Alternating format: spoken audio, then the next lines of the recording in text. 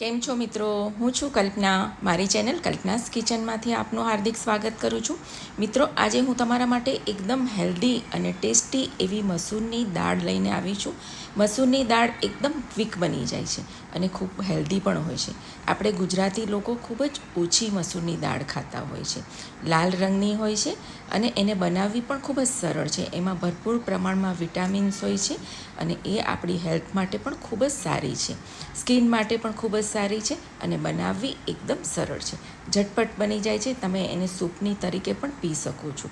તો આજે એકદમ ઝટપટ બની જતી ખૂબ જ ઓછા મસાલામાં આપણે આ મસૂરની દાળ બનાવીશું, જેને તમે ભાત સાથે, રોટલી સાથે અથવા સૂપ તરીકે પણ પી શકો છો. તો ચાલો બનાવી લઈએ. નવી રેસીપી જોવા માટે કલ્પનાસ કિચનને સબસ્ક્રાઈબ કરો, સાથે બેલ આઇકોનને જરૂરથી દબાવી દો, જેથી નવા રેસીપી વિડીયો સૌથી પહેલાં જોવા મળે.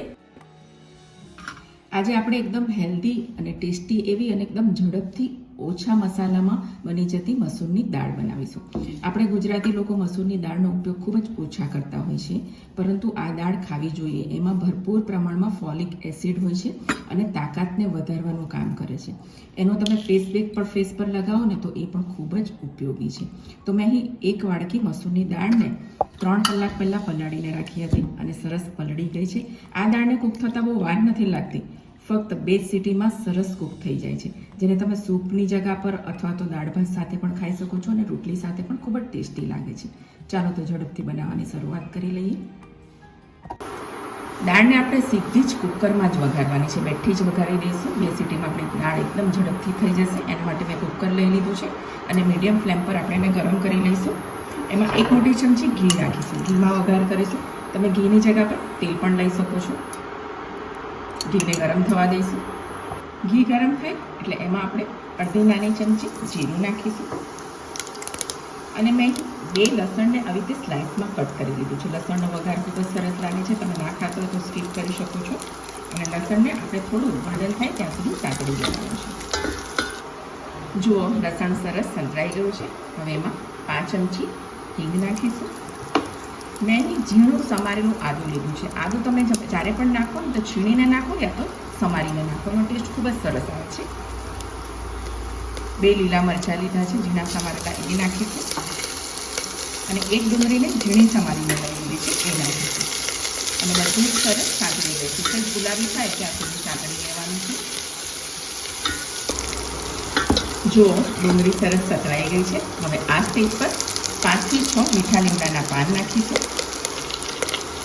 1 ઝીણું ટામેટું મેં ઝીણા સમારી લીધું છે, ઝીણા ટુકડામાં, એ નાખીશું. હવે મસાલા કરી લઈએ.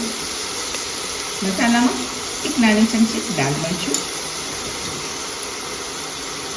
અડધી નાની ચમચી હળદર, 1 મોટી ચમચી ધાણા જીરું પાવડર નાખીશું. થોડું વધારે નાખવાનું છે. અને સ્વાદ મુજબ મીઠું. બધું સરસ મિક્સ કરી અને અડધા મિનિટ માટે સાંતળી લઈશું. મસાલો સરસ સતરાઈ જાય ત્યાં સુધી સાંતળી લેવાનું છે. જુઓ, ટામેટાં થોડા સોફ્ટ થઈ ગયા છે અને મસાલો સરસ પીસાઈ ગયો છે. હવે આ સ્ટેજ પર પલાળેલી આપણે મસૂરની દાળ નાખીશું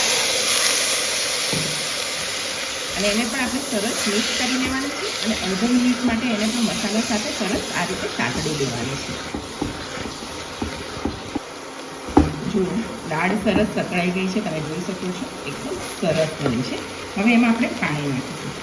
મેં અહીં 1 વાડકી લીધી છે દાળ, તો એની સામે આપણે 3 ગણું પાણી નાખીશું, એટલે કે 3 કપ પાણી નાખીશું. ટોટલ 3 કપ પાણી નાખીશું. જુઓ, ટોટલ મેં 3 કપ પાણી નાખ્યું છે. તમને જેટલી પાતળી જોઈએ, જેટલી જાડી જોઈએ, તમે એ પ્રમાણે પાણી નાખી શકો છો. હવે એને આપણે મીડિયમ ફ્લેમ પર 1 સીટી મારવાની છે અને સ્લો ફ્લેમ પર 1 સીટી મારવાની છે. ટોટલ 2 સીટી મારી અને કુકર એકદમ ઠંડુ થાય ત્યાં સુધી આપણે એને કૂક કરી લઈશું. જુઓ મિત્રો, મેં 2 સીટી મારી અને કુકરને ઠંડુ કરી લીધું છે. હવે જોઈ લઈએ આપણી દાળ કેવી બની છે. જુઓ, એકદમ સરસ દાળ બની ગઈ છે. તમે જોઈ શકો છો. આ દાળને તમે સૂપની જેમ પણ પી શકો છો. દાળ ભાત સાથે, રોટલી સાથે ખાઈ શકો છો. ખૂબ જ હેલ્ધી છે અને ખૂબ જ ઓછા મસાલામાં. જે લોકો બીમાર હોય છે એના માટે આ બેસ્ટ દાળ છે. હવે આપણે એને ગાર્નિશ કરી લઈએ. થોડા લીલા ધાણા નાખીશું અને અડધો લીંબુનો રસ નાખીશું. તમને ખટાશ પસંદ હોય તમે નાખી શકો છો ટેસ્ટ કરીને. અડધા લીંબુનો રસ નાખીશું, એને મિક્સ કરી લઈશું અને ગરમા ગરમ દાળને આપણે સર્વ કરી લઈશું. જુઓ, ખૂબ જ હેલ્ધી અને ટેસ્ટી આવી આપણી મસૂરની દાળ બનીને રેડી થઈ ગઈ છે. એકદમ ક્વિક રેસીપી છે, ફક્ત 10 જ મિનિટમાં બની જાય છે. અને બન્યા પછી તમે જુઓ, તમને ખબર પણ નહીં પડે કે આ મસૂરની દાળ છે.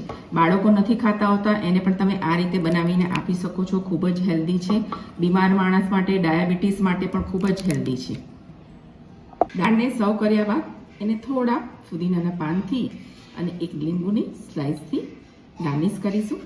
તો મિત્રો, તૈયાર છે એકદમ હેલ્ધી એવી મસૂરની દાળ. તમને મારી આ રેસીપી પસંદ ન પડી હોય તો ચોક્કસથી ટ્રાય કરજો. મારી ચેનલને સબસ્ક્રાઇબ કરજો. ફરીથી મળીશું આવી જ નવી રેસીપી સાથે. Thank you very much.